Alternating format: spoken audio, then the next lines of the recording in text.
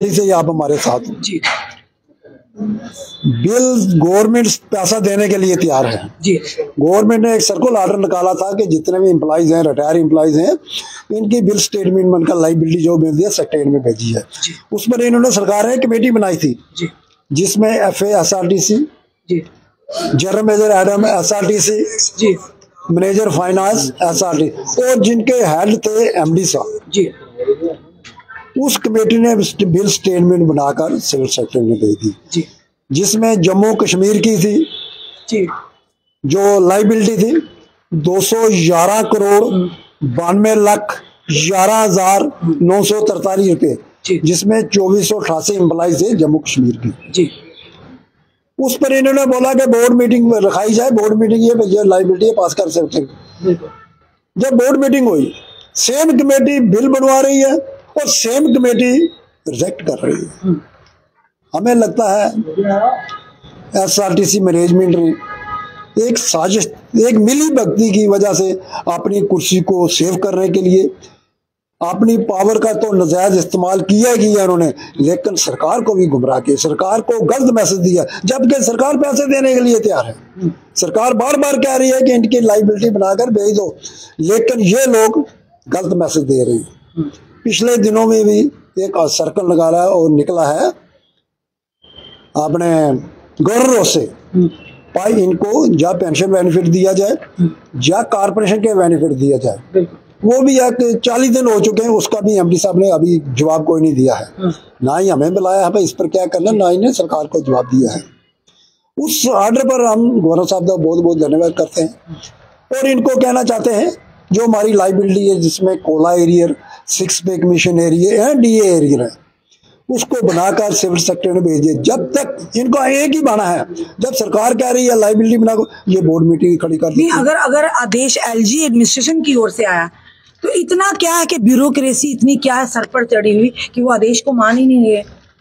देखिए मैडम जी, इस वक्त सरकार तो है नहीं है, पहले मंत्री थे, उनके पास हम जाते थे, मिनिस्टर थे। पर LG एडमिनिस्ट्रेशन की बात तो पत्थर पर लकीर होती है ना सर, वो भी तो कोई आदेश होता है ना। उन्होंने 1 महीना वो निकाला है, अब उसकी हम वेट कर रहे हैं।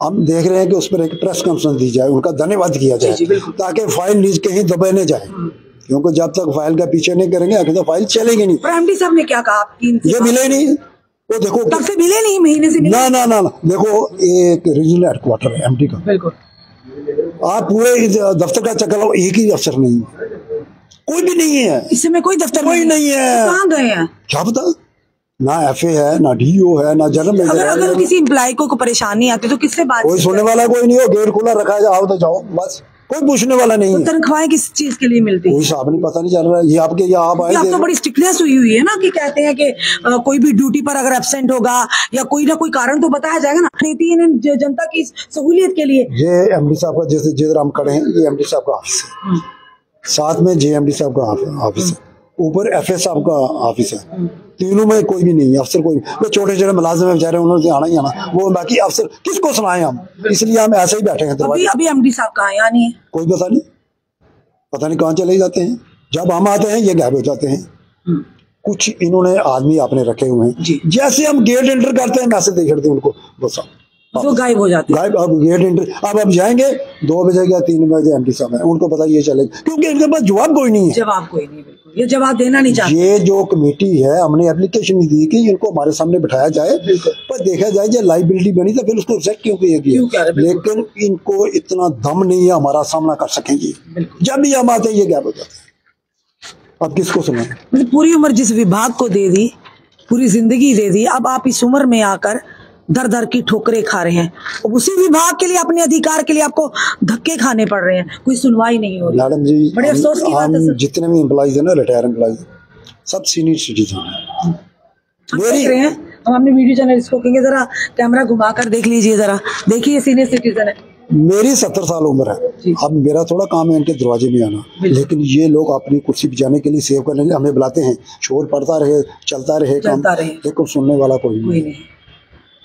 तो सेक्रेटरी तो आपको पता ही है ब्यूरोक्रेट अफसर है जी, तो उधर का मतलब ही नहीं ना। LG साहब से क्या कहेंगे? LG साहब तो कहते हैं मैं लाइन में खड़े हुए आखिरी व्यक्ति की आवाज भी सुनूंगा, गरीब इंसान की। जो इन्होंने 1 महीना पहले एलजी साहब ने ऑर्डर निकाला है, उस पर हम इनका बहुत बहुत धन्यवाद करते हैं। बिल्कुल, क्योंकि आखिर उनकी आवाज हमारी पहुंची है, किसी तरीके से हुआ, उन्होंने सर्कल निकाला है। लेकिन आगे कमीशन सेक्रेटरी ट्रांसपोर्ट को लेटर किया है, उसका काम है एमडी को लेटर बस दे जवाब।